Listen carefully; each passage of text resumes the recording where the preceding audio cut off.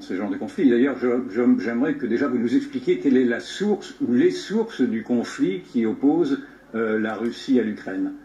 Oui, vous avez raison, ça me semble très important de faire une mise au point. Parce qu'aujourd'hui, on est dans un narratif qui est complètement manichéen, dans lequel on nous présente ce conflit d'une manière extrêmement partiale. Et ce qui est dangereux, c'est que ça exonère de leurs responsabilités majeures, véritablement majeures, deux acteurs principaux que sont le régime ukrainien et les États-Unis.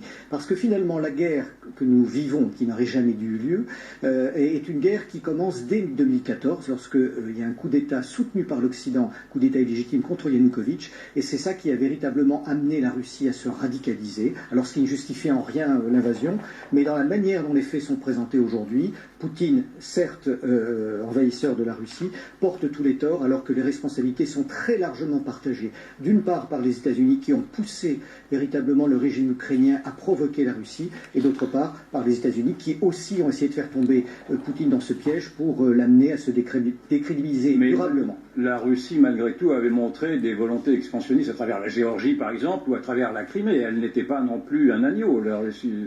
Oui, mais il s'est passé quelque chose de très intéressant en 2006. En 2006, il y a les premiers discours de l'OTAN qui disent « Nous allons ouvrir nos portes à l'Ukraine et à la Géorgie ».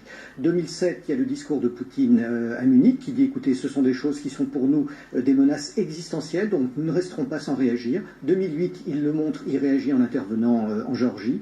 Et puis après, les choses vont s'enchaîner. L'OTAN ne comprend toujours pas, continue à pousser pour que les Ukrainiens rejoignent l'organisation, parce que dans les faits aujourd'hui, quand on regarde les fournitures d'armement, même avant le déclenchement de la guerre, quand on regarde la manière dont les forces ukrainiennes sont formées aussi bien par les Américains, les Canadiens et les Britanniques, il y a vraiment une logique de pousser à l'extrême pour faire réagir la Russie. Est-ce que vous êtes en train d'excuser, dans le fond, l'agression russe vis-à-vis de l'Ukraine? Non, bien sûr que non, mais parce que ceux qui souffrent aujourd'hui le plus de cette guerre, ce sont les populations ukrainiennes.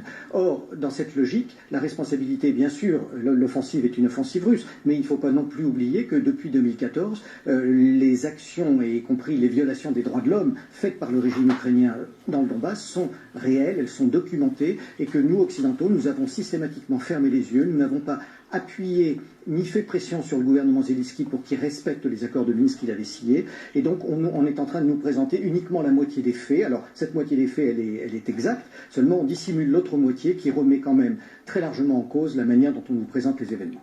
Et quand vous dites nous, c'est-à-dire ce sont les hommes politiques, les médias, qui est nous? Alors c'est nous les Occidentaux, c'est d'abord les États-Unis principalement, et l'OTAN, et derrière une Europe qui est extrêmement suiviste. Malheureusement, nous sommes devenus tous des auxiliaires des Américains, et finalement cette crise, elle n'est pas du tout, elle ne met pas du tout une Europe de la défense en place. Aujourd'hui, les Américains restent en arrière-plan, sauf les quelques déclarations de Biden ces derniers jours, parce qu'on voyait très bien avant le 24 février, aussi bien Blinken que Miller, que Austin, qui tenaient des discours extrêmement virulents. Dès que le conflit a eu lieu, ils ont laissé les Européens agir en premier lieu. Aujourd'hui, ils reprennent un petit peu la main.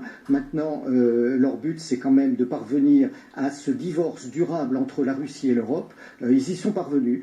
Et ça va probablement aussi être une victoire pour l'OTAN, et ça, c'est extrêmement dommageable. Et est-ce que vous craignez une généralisation du conflit, ou est-ce que vous pensez qu'il va se résorber dans le fond et de rester un conflit territorial? Pour l'instant, presque envie de dire que Poutine va probablement arriver à ses buts de guerre dans les semaines qui viennent. Ça, c'est extrêmement dommage, à la fois pour les Ukrainiens comme pour le monde. Ceci dit, c'est ni plus ni moins que ce qu'il demandait avant le 24 février. Donc une négociation aurait peut-être permis, évidemment, d'éviter cela. Pour le reste, l'espèce de crainte que nous avons d'une invasion russe ne tient pas la route. Il y a 150 000 hommes qui ont participé à l'invasion de l'Ukraine. À peu près des effectifs similaires à celles de l'armée ukrainienne en face de lui. Donc, c'est normal que les choses ne se passent pas aussi bien. On a toute une série d'analyses qui nous disent qu'il y a un échec de l'armée russe. On voit des choses très différentes, soit qu'on regarde les médias occidentaux, soit qu'on regarde les médias russes. Il faut juste rappeler pour mémoire que l'invasion de l'Irak en 2003, c'est 280 000 hommes, 250 000 Américains, 30 000 Britanniques, face à une armée irakienne qui n'était de très loin pas au niveau de l'armée ukrainienne. Et malgré ça, les Américains ont mis quand même plusieurs mois pour conquérir Bagdad, Fallujah, Najaf, toutes ces villes-là. Donc aujourd'hui, avoir un jugement sur les opérations militaires russes me semble un petit peu hâtif. Est-ce qu'il n'y a pas tout de même également une guerre plus idéologique, pour dire les choses un peu globalement, c'est-à-dire de voir que la Russie, dans le fond, est passée également à travers l'Ukraine à l'offensive face à des démocraties libérales qu'elle entend supplanter, en tout cas dans leurs hégémonies mondiales, non? Alors, je ne sais pas si la Russie passe à l'offensive. En tout cas, ce qu'on observe depuis plusieurs années, c'est un mépris de plus en plus affiché de la Russie, pas seulement de Poutine, vis-à-vis de l'évolution de nos sociétés occidentales, où il considère que notre attitude, d'une part vis-à-vis des Américains, il juge que nous n'avons plus aucune souveraineté, plus aucune autonomie, que nous ne faisons que d'appliquer les décisions américaines. D'ailleurs, les Russes en veulent beaucoup à la France pour l'histoire des 2 navires Mistral que nous devions livrer sous François Hollande à Moscou et sous pression américaine, nous avons décidé de les vendre à l'Égypte. Et puis, ils ont aussi des jugements extrêmement durs sur ce qu'ils appellent, pour eux, la perte de spiritualité de l'Occident. Alors, oui. Dire qu'ils repassent à l'offensive, je pense que c'est exagéré. Il y a un véritable raidissement des Russes depuis une vingtaine d'années. Et je dirais, comme toute personne qui est poussée dans un coin de la pièce, à un moment donné, on a une réaction. Alors encore une fois, ça n'excuse pas l'offensive, mais si on ne voit que les derniers éléments, eh bien on ne voit pas tout ce qui a conduit à ce conflit et pourquoi on en est arrivé là. Messieurs, on va marquer une pause. Un petit instant, il est 19h30, c'est l'heure du rappel de l'actualité. Absolument pas dans une dynamique de cette nature. Il y a surtout 2 éléments que je trouve très inquiétants en ce moment au niveau de l'Union européenne.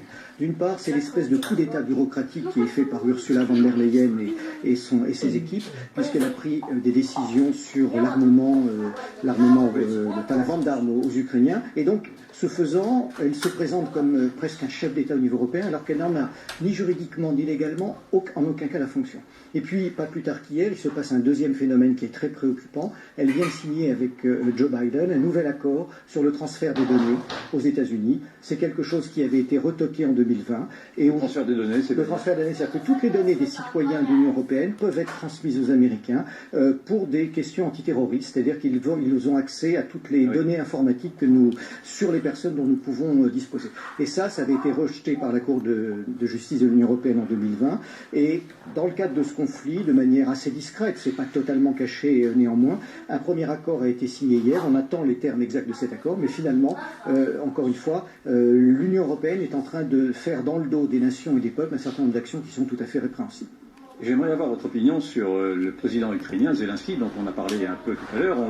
Les médias le présentent comme étant un héros churchillien, en tout cas un héros de guerre. Est-ce que c'est également votre sentiment ?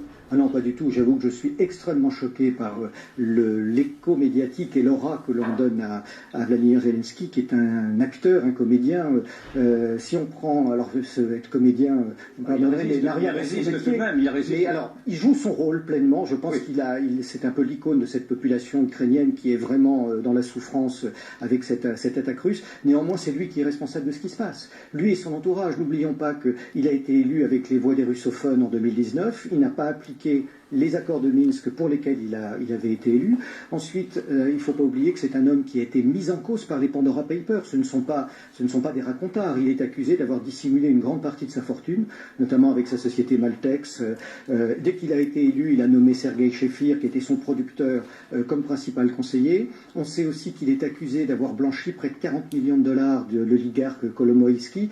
Donc on a là quelqu'un qui est une forme de satire, je crois qu'il faut le dire, et qui fait une véritable politique de communication très astucieuse, mais qui commence à se retourner contre lui. On l'a vu devant la Knesset il y a quelques jours, où il a comparé ce qui se passait dans l'est de l'Ukraine à la solution finale. Alors, inutile de vous dire que pour la moitié des élus israéliens, ça a été un véritable scandale.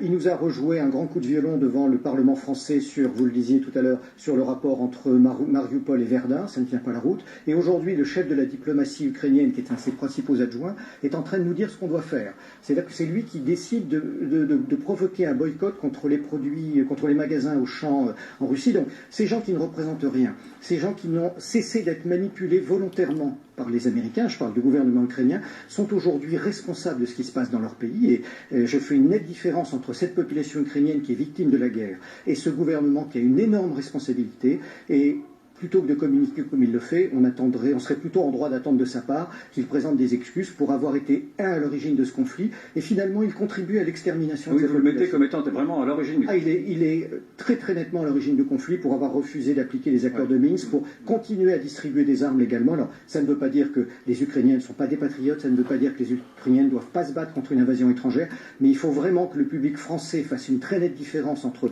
ce peuple qui est dans la souffrance et ce comique qui est à la tête de l'État. Et comment jugez-vous la diplomatie française? Comment jugez-vous l'attitude d'Emmanuel Macron qui, malgré tout, depuis le début, a gardé le contact, en tout cas, avec Vladimir Poutine? Oui, alors c'est l'image qu'on en a en France, parce qu'on en a évidemment beaucoup parlé, mais le principal acteur de ce rapprochement en tout cas des négociations entre la Russie et l'Ukraine, c'est Tayyip Recep Erdogan, qui est aujourd'hui finalement l'un des grands vainqueurs de ce conflit.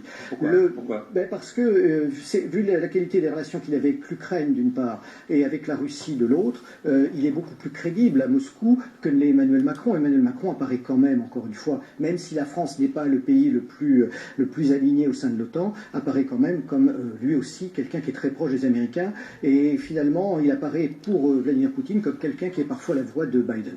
On prête à Israël, on prête à la Chine également des influences diplomatiques importantes, est-ce exact? Oui, notamment Israël. Pourquoi? Parce que les Américains ne sachant pas tellement où donner de la tête en ce moment, ils ont proposé aux Iraniens, il y a déjà une dizaine de jours, de lever une partie des sanctions en échange de la livraison de gaz. Bien sûr, ça fait immédiatement peur aux Israéliens qui ne veulent pas une remise en cause du JCPOA. Et donc, immédiatement, les Israéliens sont allés à Moscou. Il faut noter que les Israéliens ne donnent pas de visa aux Ukrainiens en ce moment. Ne font pas rentrer les Ukrainiens chez eux sans visa, et alors qu'ils continuent à faire rentrer chez eux les Russes. Véronique? Oui, non, j'avais une précision à demander sur les objectifs de guerre de Poutine. C'est-à-dire, tout à l'heure, vous avez évoqué ces objectifs de guerre, mais est-ce qu'on sait de quel objectif on parle? Est-ce que finalement ils changent ou ça reste toujours les mêmes? Et sait-on véritablement où il va s'arrêter? Alors non, on ne connaît pas ces buts de guerre, si on les avait, ce serait formidable, mais en réalité, il y a quand même beaucoup d'éléments qui nous amènent à penser qu'ils ne voulaient pas envahir l'Ukraine. Et il s'est produit quelque chose entre le 17 et le 20 février, probablement une fin de non-recevoir dans les négociations, probablement d'autres éléments comme peut-être des informations plus précises sur l'offensive que préparait Zelensky dans le Donbass. Et là, ça l'a amené à changer sa politique du tout au tout. Quand il annonce retirer des effectifs, en fait, il met son armée en ordre de marche, parce qu'elle n'était pas en ordre de marche jusqu'à ce moment-là. Il déclenche l'offensive. Il rate probablement la première étape de son action, parce que le coup d'envoyer les parachutistes autour de Kiev pour essayer de décapiter n'a pas fonctionné. Mais pour le reste, l'opération se passe, en tout cas selon les Russes, selon les plans qu'ils ont établis. Bien sûr, c'est impossible à vérifier. Ceci dit, il faut rappeler que c'est la première fois que nous avons une guerre non conventionnelle de cette nature en Europe depuis 1945. Donc beaucoup d'analystes disent que les Russes n'avancent pas très vite, mais je pense qu'une guerre de cette nature, de toute façon, n'est pas une guerre nécessairement très rapide. On prêtait aux Russes quand même également l'ambition de s'étaler peut-être davantage dans l'ancien périmètre soviétique, voire d'aller jusqu'en Pologne ou en Roumanie, etc. Est-ce que vous pensez cette hypothèse plausible? Non, je ne le pense pas. Ils n'en ont pas les moyens militaires, très clairement. Est-ce qu'ils en ont les intentions? Alors, quand on lit les discours de Poutine, quand on lit un certain nombre de textes qu'il y a aujourd'hui dans l'état-major soviétique, russe, ce sont des choses qui ne ressortent pas. On a prêté à Poutine la phrase de dire la fin de l'Empire soviétique a été une véritable catastrophe, mais il a ajouté tout de suite après, en même temps, vouloir le reconstruire serait une erreur encore plus grande. Donc, revenir aux frontières traditionnelles de la Russie, réunir dans son pays l'ensemble des russophones, oui. Aller au-delà, à mon sens, c'est quelque chose d'illusoire. Merci Éric Dénessé. Vous restez avec nous sur